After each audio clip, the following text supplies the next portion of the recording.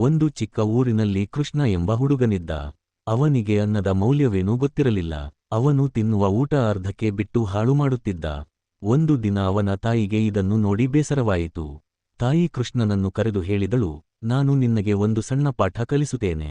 ನಾಳೆಯಿಂದ ನೀನು ಹೊಲಕ್ಕೆ ಹೋಗಿ ಕೆಲಸ ಮಾಡಿ ಊಟ ಮಾಡ್ಬೇಕು. ಕೃಷ್ಣ ಒಪ್ಪಿದ. ಮರುದಿನ ಕೃಷ್ಣ ಹೊಲಕ್ಕೆ ಹೋದ. ಒರಟಾದ ಗಾಳಿ, ಬಿಸಿಲು ಮತ್ತು ಮಣ್ಣಿನಲ್ಲಿ ಅವನು ಬಹಳ ಶ್ರಮಪಟ್ಟು ಕೆಲಸ ಮಾಡಿದ. ಮಧ್ಯಾಹ್ನ ಊಟದ ಸಮಯವಾಯಿತು. ಅಮ್ಮ ಹಸಿವಾಗಿದೆ ಎಂದು ಕೃಷ್ಣ ಬಂದು ಅನ್ನವನ್ನು ಚಪಾತಿ ಜೊತೆಗೆ ತಿನ್ನಲು ಆರಂಭಿಸಿದ.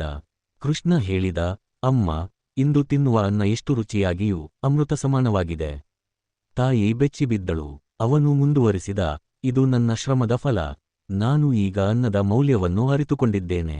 ಕೃಷ್ಣ ಅಂದು ಬಿಟ್ಟ ಅನ್ನದ ತಪ್ಪಿನ ಅರಿವು ಅವನಿಗೆ ಬದುಕಿನ ಪಾಠವಾಯಿತು. ಅವನು ಮಾತ್ರ ಅಲ್ಲ, ಗ್ರಾಮದಲ್ಲಿಯರಿಗೂ ಅನ್ನದ ಬೆಲೆ ಅರಿತುಕೊಳ್ಳುವ ಪಾಠ ಕಲಿಸಿದನು. ನಾವು ಯಾವತ್ತೂ ಅನ್ನವನ್ನು, ನೈಸರ್ಗಿಕ ಸಂಪತ್ತುಗಳನ್ನು ವ್ಯರ್ಥಗೊಳಿಸಬಾರದು. sympathy, I hope you can show.